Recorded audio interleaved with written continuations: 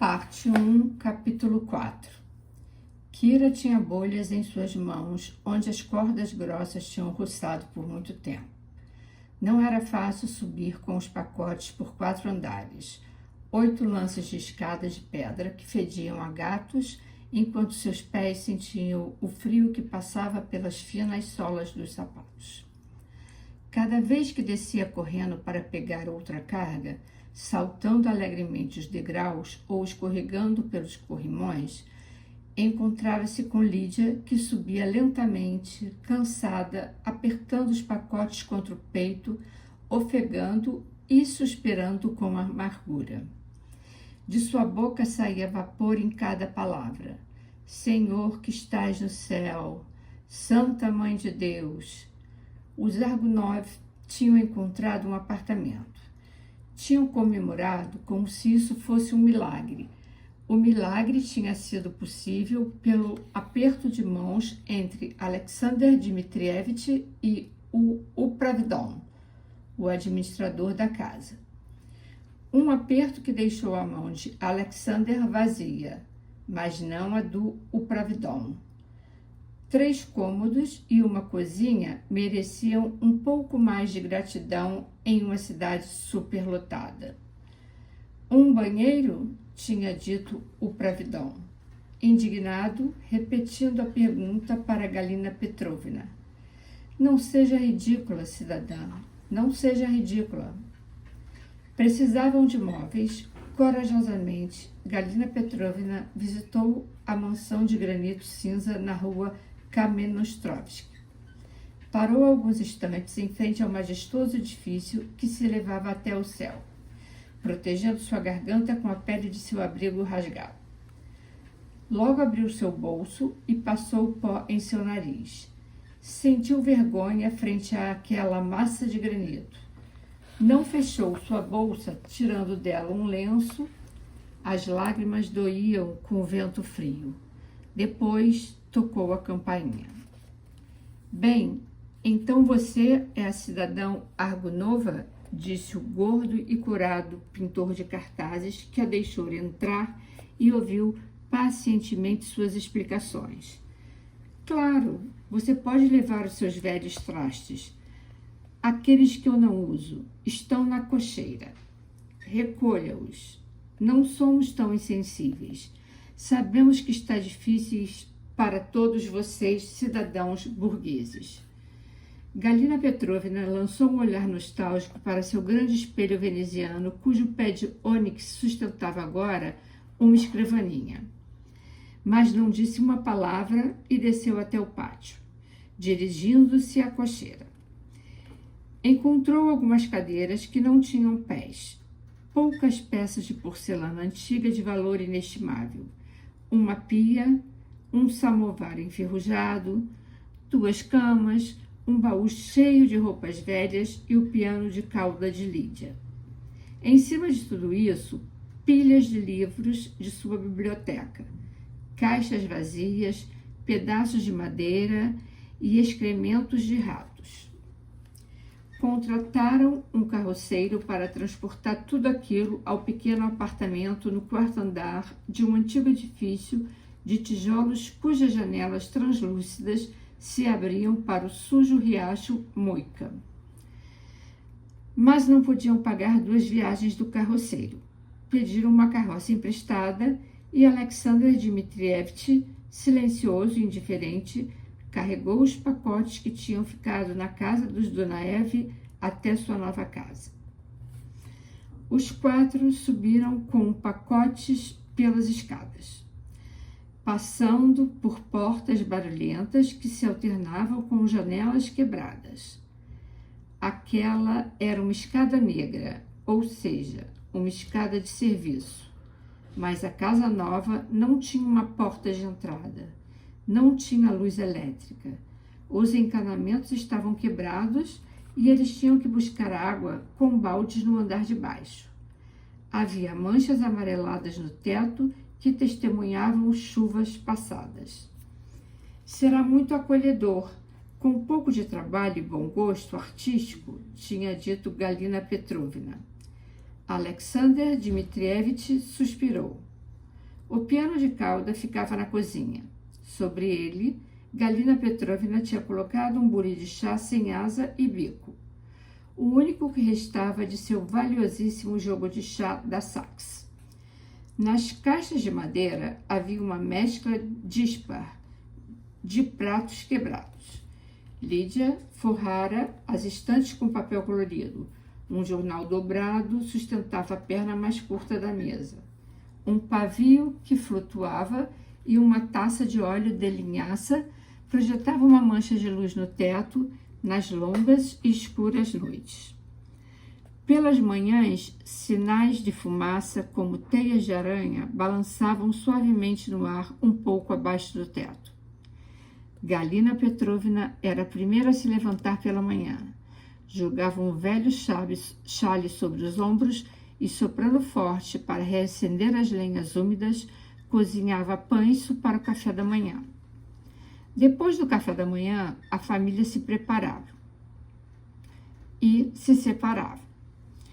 Alexander Dmitrievich se arrastava por 3 quilômetros até o seu negócio, o comércio de tecidos que tinha aberto. Nunca pegava o bonde. Havia sempre longas filas e ele não tinha esperanças de conseguir pegá-lo. O seu comércio anterior tinha sido uma padaria. Não tinha dinheiro para novas placas. Estendeu uma faixa de algodão com letras tortas junto à porta, sobre a antiga vitrine negra em que se via um pretzel dourado. Tinha pendurado 2 panos e um avental na janela. Tinha retirado as etiquetas de padaria das caixas velhas, fixando-as caprichosamente nas estantes vazias. E ali passava o dia, sentado, com os pés gelados sobre uma estufa de ferro e os braços cruzados sobre a barriga, quase dormindo. Quando entrava um cliente, ele arrastava os pés até o balcão e sorria amavelmente. Os melhores tecidos da cidade, cidadão, sem dúvida, com cores vivas, tão vivas quanto as do estrangeiro. Se eu aceitaria banha em vez de dinheiro? Claro que sim, cidadão campesino, claro. Por 250 gramas? Posso lhe dar 2 tecidos, cidadão, e mais 1 metro de chita. Sorrindo feliz, aguardava a banha em uma caixa grande que servia de caixa registradora ao lado do meio quilo de farinha de centeio. Depois do café da manhã, Lídia enrolava um velho cachecol de tricô ao redor do pescoço. Colocava um cesto embaixo do braço, suspirava com amargura e seguia para a cooperativa. Permanecia na fila, observando como os ponteiros do relógio de uma torre distante se moviam lentamente pela esfera, e se distraía recitando mentalmente poemas franceses que aprendera na infância.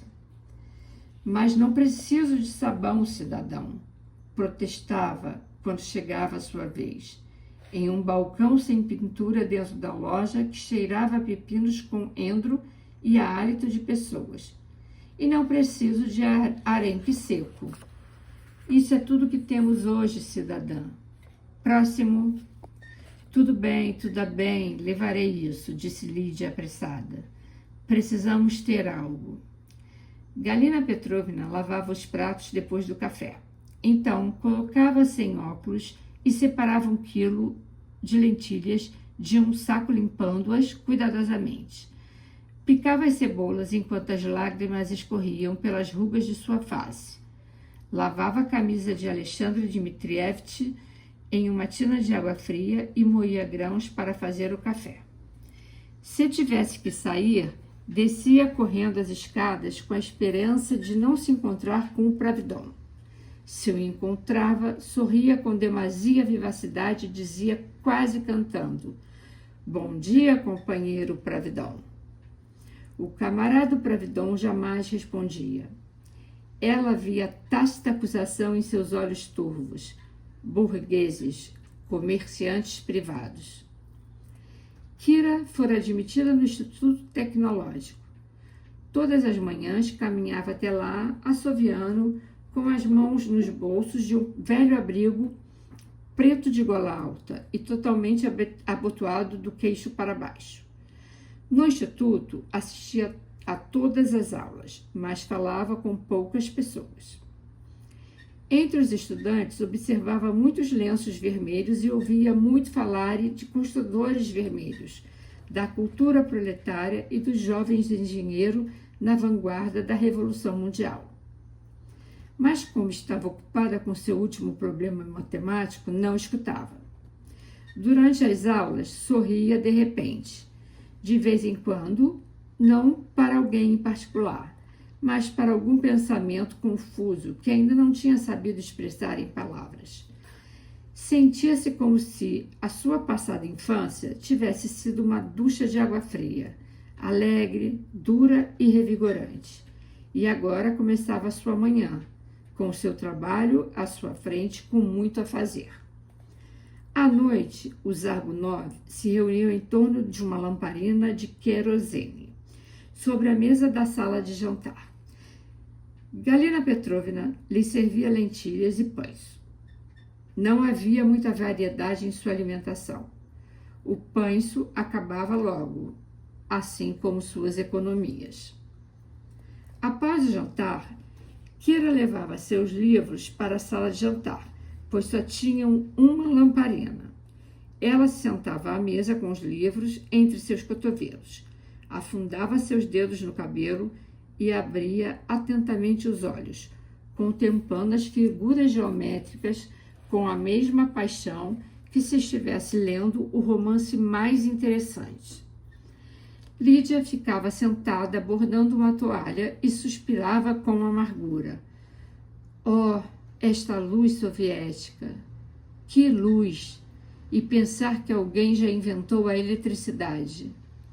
É verdade, concordou Kira surpresa. Não é uma luz boa, não é? Engraçado, nunca tinha me dado conta disso. Certa noite, Galina Petrovna percebeu que o pães estava muito úmido para ser cozido. Não tinha janta. Lídia suspirou sobre o bordado. Estes menus soviéticos. É verdade, disse Kira. Não jantamos hoje. Jantamos? Onde você está com a cabeça? Disse Lídia furiosa. Você não se dá conta de nada. Durante as tardes, Galina Petrovna resmungava de vez em quando. Uma mulher engenheira. Que profissão para uma filha minha! Esta é uma forma de viver adequada para uma garota? Sem um garoto que a corteje, nem um pretendente que a visite? Dura como a sola de sapato, sem romance, sem delicadeza, sem qualquer sentimento refinado. Uma filha minha. No quartinho que Kira e Lídia compartilhavam à noite, havia apenas uma cama. Kira dormia em um colchão no chão. Dormiam cedo, para poupar luz. Aninhada sob uma fina coberta com seu abrigo por cima, Kira observava a silhueta de Lídia, vestida com uma longa camisola, uma mancha branca na escuridão, ajoelhada em frente a seus ícones, em um canto. Lídia murmurava orações com fervor, tremendo de frio, fazendo o sinal da cruz com uma mão apressada e se inclinava frente à luzinha vermelha e aos escassos lampejos das severas caras de bronze. Do seu canto, no chão, Kira conseguia ver o céu cinza avermelhado pela janela e o pináculo dourado do almirantado à distância, no frio e nublado crepúsculo sobre Petrogrado, a cidade onde tanto era possível. Viktor Dunaev tinha demonstrado um súbito interesse pela família de seus primos. Visitava com frequência, pedia a bênção de Galina Petrovna como se estivesse na corte e ria alegremente como se estivesse no circo. Em sua homenagem, Galina Petrovna servia com chá os últimos torrões de açúcar que lhe restavam. Em lugar da sacarina tradicional, ele trazia seu sorriso luminoso.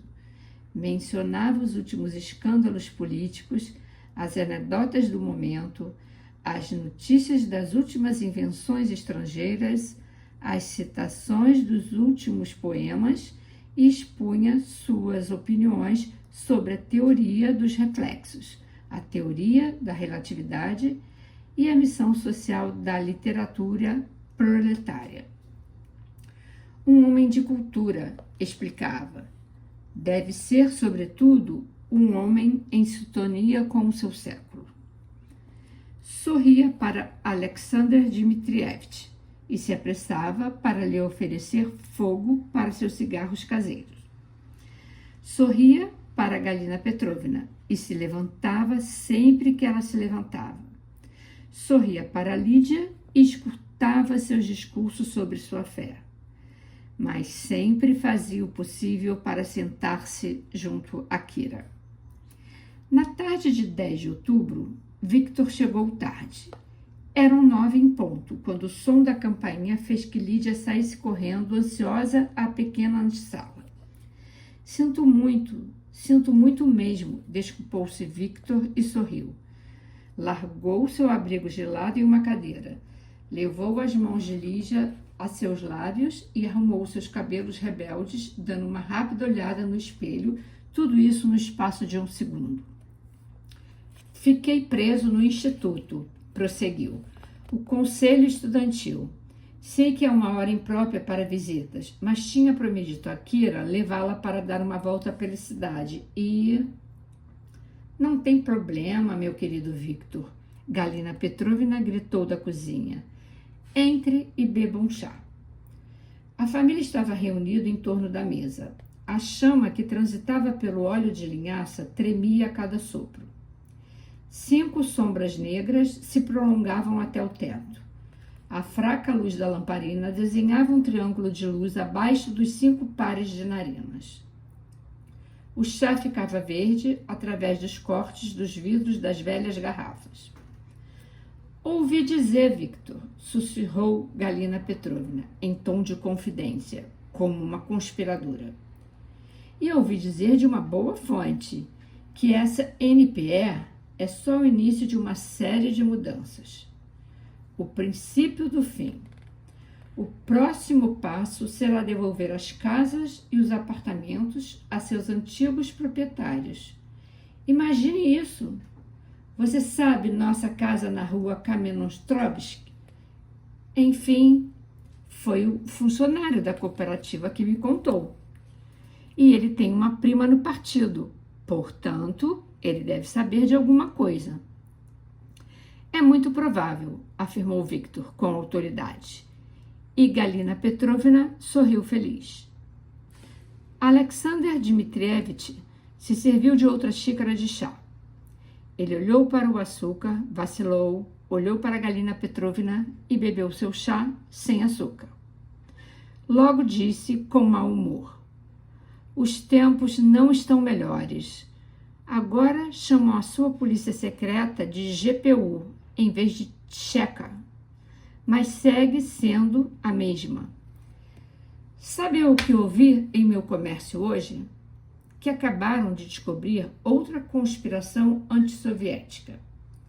Prenderam dezenas de pessoas e hoje prenderam o velho almirante Kovalensky, o que ficou cego na guerra, e o fuzilaram sem julgamento.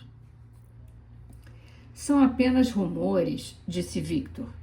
As pessoas gostam de exagerar. Bem, de qualquer forma, está ficando mais fácil conseguir comida, disse Galina Petrovna. Hoje nós conseguimos lentilhas maravilhosas. E, disse Lídia, eu recebi 1 quilo de pães. E, disse Alexander Dmitrievich, eu recebi 1 quilo de banha. Quando Kira e Victor se levantaram para sair, Galina Petrovna os acompanhou até a porta. Você vai cuidar da minha filha, querido Victor? Não fique fora até tarde. As ruas estão perigosas hoje em dia. Tomem bastante cuidado e, sobretudo, não falem com estranhos. Existem uns tipos tão estranhos por aí hoje em dia. A carruagem andava ruidosamente pelas ruas silenciosas. As largas calçadas vazias pareciam canais de gelo cinza, iluminadas pelos altos faróis que se passavam bruscamente por ela. Às vezes, viam um círculo negro de uma sombra na calçada deserta. Sobre o círculo estava uma mulher de saia curta, que caminhava com suas grossas pernas, com os laços dos sapatos muito apertados. Parecia a silhueta de um moinho de vento que girava pela calçada.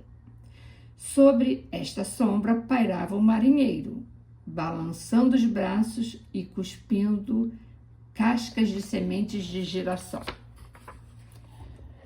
Um pesado caminhão, reluzente de baionetas, passou rapidamente ao lado do carro.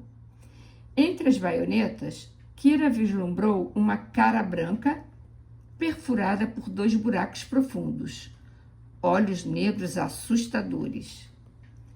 Victor estava dizendo: um homem de cultura moderno deve conservar um ponto de vista objetivo que lhe permita ver, quaisquer que sejam suas convicções pessoais, nossa época como um grande drama histórico, um momento de importância gigantesca para a humanidade. Bobagem, disse Kira. É uma velha e desagradável verdade que as massas existem e fazem notar sua existência. E nesta época, elas se fazem sentir de forma especialmente desagradável. Isso é tudo. Esse é um ponto de vista impulsivo e anticientífico, Kira, disse Victor.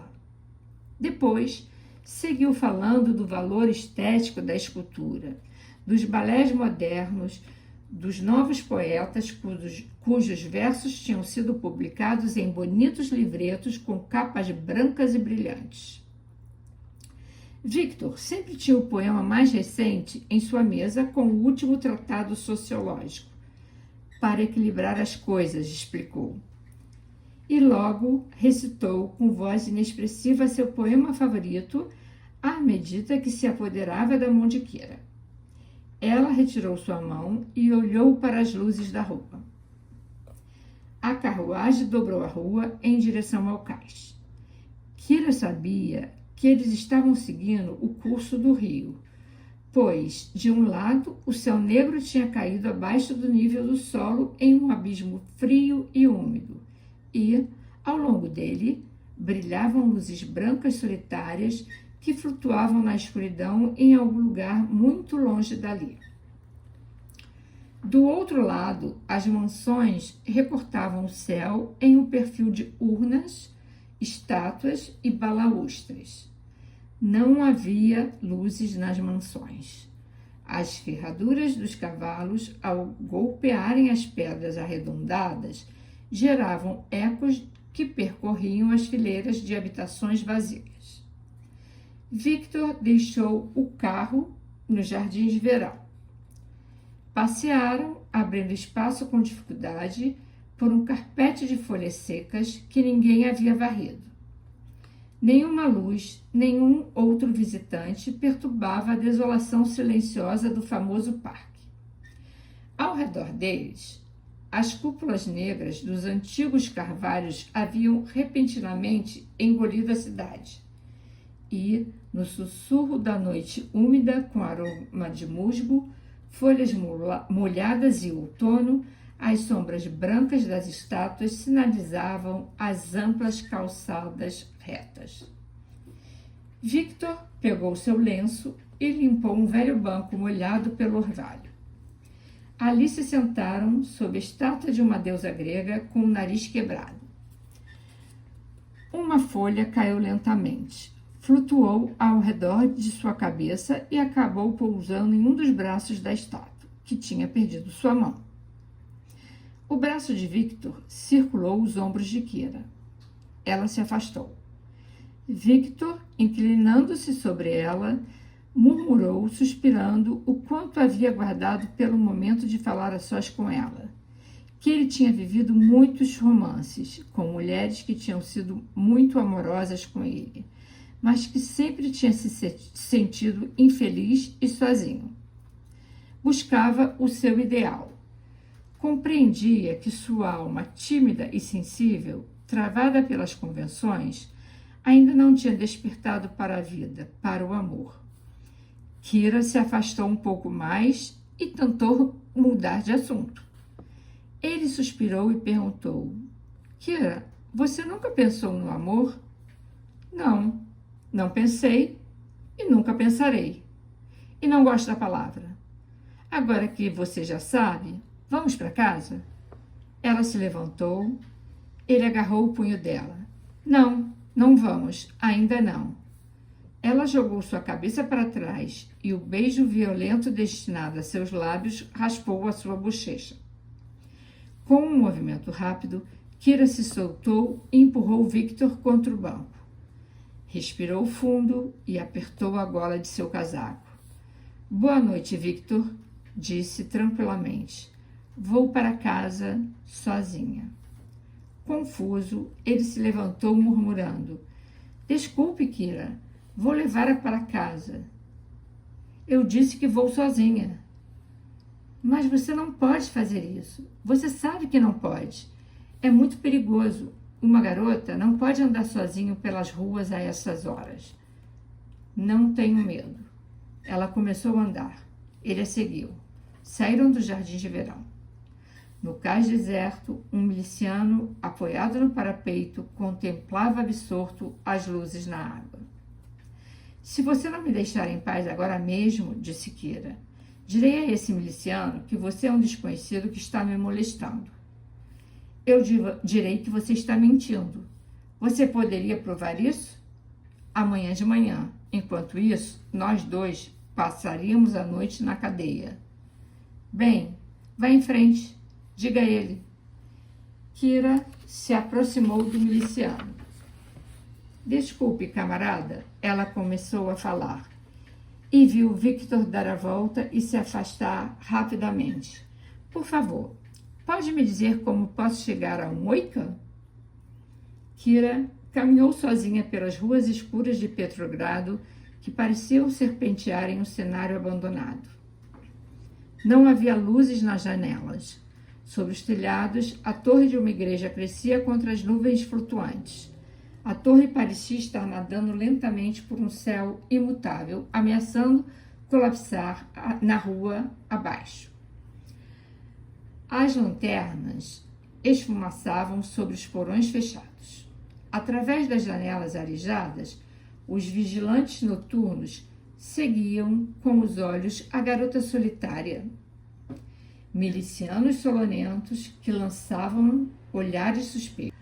Um cocheiro despertou com o ruído de seus passos e lhe ofereceu seus serviços. Um marinheiro tentou segui-la, mas lhe bastou ver a expressão na cara de Kira para mudar de ideia. Silenciosamente, um gato saltou em uma janela quebrada de porão assim que ela se aproximou. Já passava muito da meia-noite quando Kira se viu em uma rua que parecia viva em meio à cidade morta. Viu alguns quadrados de luz amarelos, cobertos com cortinas que rompiam a rigidez das paredes vazias. Quadrados de luz na calçada deserta frente a um portal com portas de cristal. Telhados escuros à distância que pareciam se encontrar no céu escuro sobre aquela estreita rachadura de pedra e luz. Kira parou. Ouvia-se um gramofone. O som brotava em silêncio de uma janela iluminada. Era a canção da taça quebrada. Era a canção de uma esperança sem nome que a assustava, porque prometia muito, mas ela não sabia o que. Nem sequer podia dizer que era uma promessa. Era uma emoção, quase dolorosa, que perpassava o seu corpo.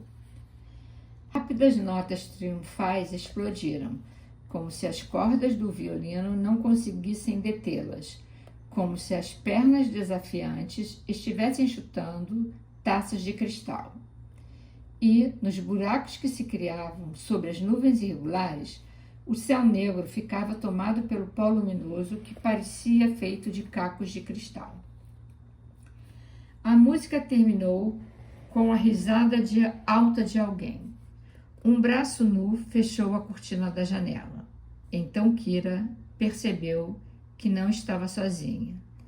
Viu mulheres com lábios pintados de violeta em rostos maquiados, brancos como a neve, com lenços vermelhos, saias curtas e pernas calçando botas muito apertadas. Viu um homem tomar uma mulher pelo braço e ambos desapareceram por uma porta de vidro. Ela entendeu onde estava. Começou a se afastar com pressa, nervosa, até a esquina mais próxima. E então ela parou. Ele era alto, tinha a gola levantada e um gorro lhe tapando os olhos. Sua boca, serena e desdenhosa, era de um antigo capitão que podia ordenar a morte de outros homens, e seus olhos poderiam contemplar a execução dessa ordem. Kira se aproximou de um poste de luz. Olhou de frente o rosto do homem e sorriu. Não pensava, sorria, atônita, sem se dar conta de que esperava que ele a conhecesse como ela o conhecia. Ele parou e olhou para ela. Boa noite, disse ele. E Kira, que acreditava em milagres, respondeu, boa noite. Ele se aproximou e olhou para ela sorrindo, com os olhos semicerrados. Mas, quando sorria, os cantos de sua boca não se elevavam, mas baixavam, e o lábio superior formava um arco desdenhoso. Sozinha? Perguntou ele. Terrivelmente, e já faz tanto tempo, respondeu ela direta. Bem, vamos? Sim. Ele pegou o braço dela e ela o seguiu. Ele disse, temos que nos apressar. Quero sair desta rua cheia de gente. Eu também. Devo lhe advertir que não faça perguntas. Não tenho perguntas a fazer. Kira contemplava os incríveis contornos do seu rosto. Tocava com timidez e incredulidade os largos dedos que agarravam seu braço. Por que está me olhando assim? Perguntou ele. Mas ela não respondeu. Temo não ser uma companhia muito alegre nesta noite, disse ele. Posso lhe ajudar? Bem, é para isso que você está aqui. E parou de repente. Qual é o preço? Perguntou. Não tenho muito. Kira olhou para ele e compreendeu por que ele tinha se aproximado. Ficou olhando em silêncio para seus olhos. Quando ela falou, sua voz tinha perdido seu tom de respeito. Era serena e firme. Disse, não será muito. Passei por um pequeno jardim logo ali na esquina. Vamos lá primeiro? Não há algum miliciano por aí? Não. Sentaram-se na escada de uma residência abandonada. As árvores os protegiam da luz da rua. E em seus rostos e nas paredes se viam manchas iluminadas pelos trêmulos raios de luzes ponteadas, quadriculadas e seccionadas. Sobre suas cabeças haviam fileiras de janelas vazias sobre o granito nu. A mansão tinha uma cicatriz aberta sobre a porta de entrada, de onde se havia arrancado o brasão do proprietário. A cerca viva do jardim tinha sido vandalizada e suas altas lanças de ferro estavam torcidas até o chão, como se inclinadas em uma solene saudação. Tire o gorro, disse Kira. Para quê? Quero olhar para você. É enviada para procurar alguém? Não. Quem iria me enviar? Ele não respondeu e tirou seu gorro. A garota contemplava sua beleza, não com admiração, mas com uma incrédula reverência tímida. Ela só disse a ele, você sempre caminha por aí com o ombro do casaco rasgado? Este é o único que me restou. Sempre olha para as pessoas como se seus olhos fossem explodir? Às vezes. Eu não faria isso se fosse vocês. Quanto menos os ver, melhor, a menos que você tenha nervos muito fortes e estômago muito resistentes. Eu tenho. E pernas fortes. Manteve 2 dos seus dedos eretos e com as pontas subiu a saia dela até acima do joelho, com leveza e desdém. Ela se agarrou aos degraus de pedra. Ela não baixou a saia. Ela se forçou a ficar sentada sem se mover, sem respirar, congelada aos degraus. Ele olhou para ela.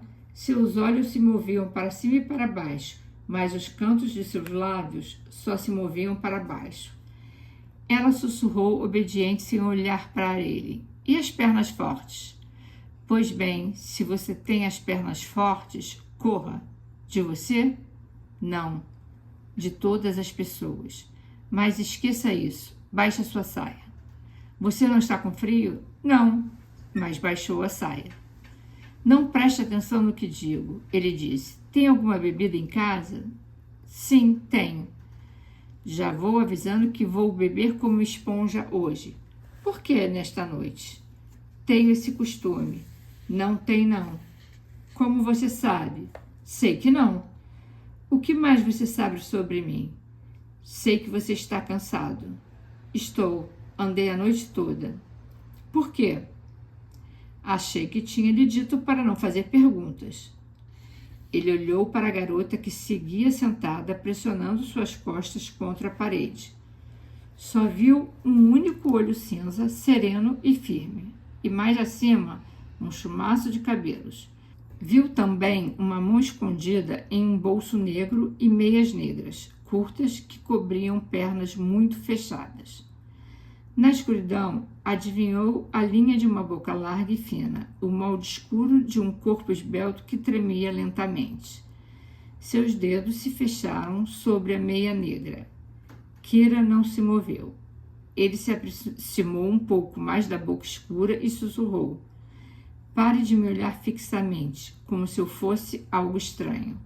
Quero beber. Desejo uma mulher como você. Quero me afundar para onde você conseguir me arrastar. Ela disse.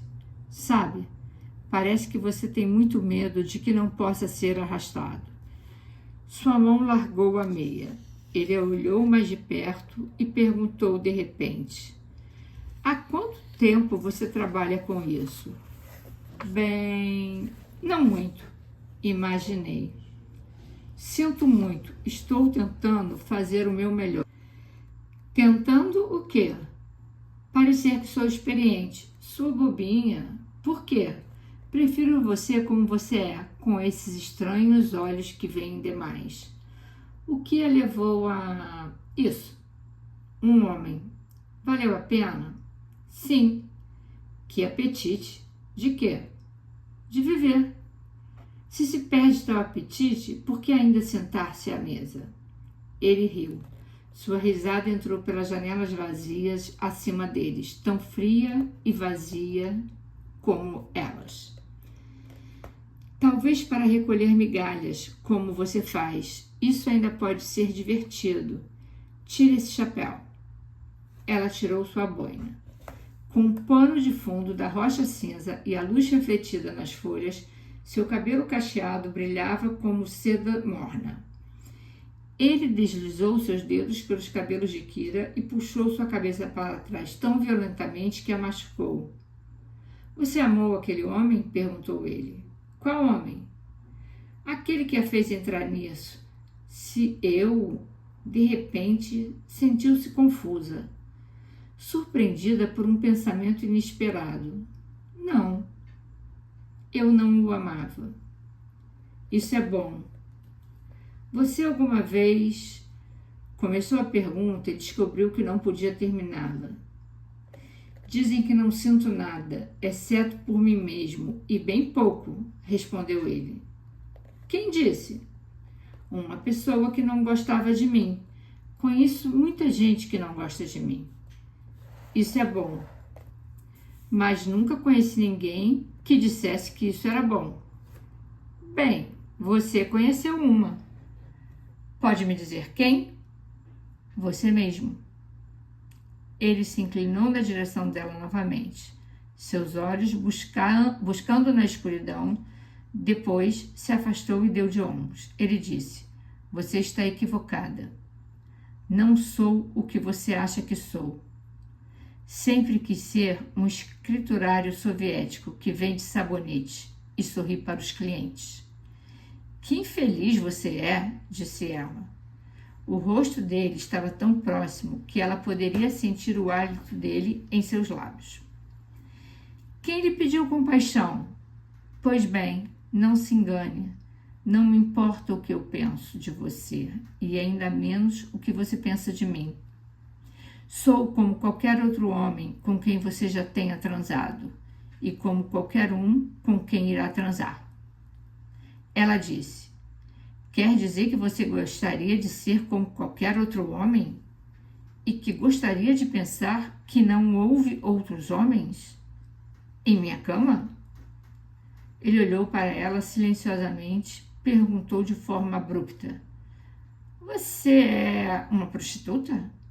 Ela respondeu tranquila: não. Ele pulou de sobressalto: quem é você então? Sente-se. Responda. Sou uma garota decente que estuda no Instituto Tecnológico, cujos pais a enxotariam de casa se soubessem que ela falou com um estranho na rua. Ele a olhou de cima a baixo. Kira estava sentada em um degrau a seus pés e contemplava o seu rosto com atenção. Ele não via medo nem ternura em seus olhos, apenas uma calma insolente. E lhe perguntou: por que você fez isso? Eu queria conhecê-lo. Por quê? Porque eu fui com a sua cara. Sua bobinha. Se eu fosse outra pessoa, eu poderia ter agido de outra forma. Mas eu sabia que você não era como as outras pessoas. Mas você sabe que não se deve fazer certas coisas. Não me importo. Ele sorriu de repente e perguntou: posso lhe confessar uma coisa? É a primeira vez que tento comprar uma mulher. Por que você tentou isso hoje à noite? Não me importava. Tinha andado por horas. Não há uma casa nessa cidade na qual eu possa entrar hoje. Por quê? Não faça perguntas. Nunca consegui me aproximar de uma daquelas mulheres. Mas você... Gostei do seu estranho sorriso. O que você fazia na rua a essas horas? Briguei com alguém, não tinha passagem para o bonde e resolvi ir para casa sozinha e me perdi. Bem, obrigada por uma noite bem atípica. Será uma grande recordação que levarei de minha última noite na cidade. A sua última noite? Vou embora ao amanhecer. Quando voltará? Nunca, espero. Ela se levantou, parou na frente dele e lhe perguntou: quem é você? Mesmo que confiasse em você, não poderia lhe contar. Não posso permitir que você se vá para sempre. Bem, eu gostaria de vê-la novamente. Não irei para muito longe. Pode ser que eu volte algum dia. Eu lhe darei o meu endereço. Não, você não vive sozinha e não posso entrar na casa de ninguém. Posso visitá-lo? Eu não tenho casa. Mas então... Que tal nos encontrarmos aqui novamente em um mês? Então, se ainda estiver vivo e ainda puder entrar na cidade, estarei esperando aqui. Eu virei. 10 de novembro. Mas que seja de dia, às 3 da tarde, nessas escadas. Sim. Bem, é uma loucura, como a forma que nos conhecemos. Agora é hora de você ir para casa. Não deveria ficar na rua a estas horas. Mas para onde você vai? Andarei até o amanhecer. São só mais algumas horas. Vamos lá. Ela não argumentou. Ele a tomou pelo braço, ela o seguiu. Passaram pelos galhos quebrados de uma cerca viva. A rua estava deserta. Um cocheiro, em uma esquina distante, levantou a cabeça ao ouvir seus passos. Ele lhe fez um sinal. 4 cavalos avançaram, quebrando o silêncio. Qual o seu nome? Ela perguntou. Léo. E o seu? Kira. O cocheiro se aproximou. Léo lhe deu uma nota. Diga-lhe para onde você quer ir, disse ele. Adeus, Kira. Adeus, disse Kira. Até daqui a um mês. Se eu ainda estiver vivo, ele respondeu. E se eu não me esquecer? Ela se aconchegou no assento e se ajoelhou de modo que pudesse ver pela janelinha posterior. Enquanto a carruagem se afastava lentamente, a garota, com seu cabelo ao vento, contemplava o homem que seguia olhando para ela. Quando a carruagem dobrou a esquina, Kira permaneceu ajoelhada, mas inclinou a cabeça. Sua mão repousava sobre o assento, abandonada com a palma virada para cima. Uma de suas mãos repousava sobre o assento, impotente, com a palma da mão para cima, e ela sentia a batida de seu coração na ponta dos dedos.